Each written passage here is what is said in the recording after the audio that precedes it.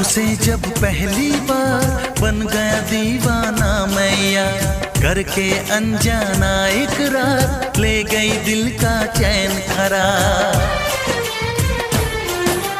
देखा उसे जब पहली बार बन गया दीवाना मैया, करके अनजाना इकरार ले गई दिल का चैन करार। थोड़ी सी घबराई थी, थोड़ी सी शर्माई थी, कितना प्यारा मुखड़ा है वो तो चांद का टुकड़ा है। जाने कहाँ छुप जाती है वो लड़की, बहुत याद आती है वो लड़की, बहुत याद आती है वो लड़की, बहुत।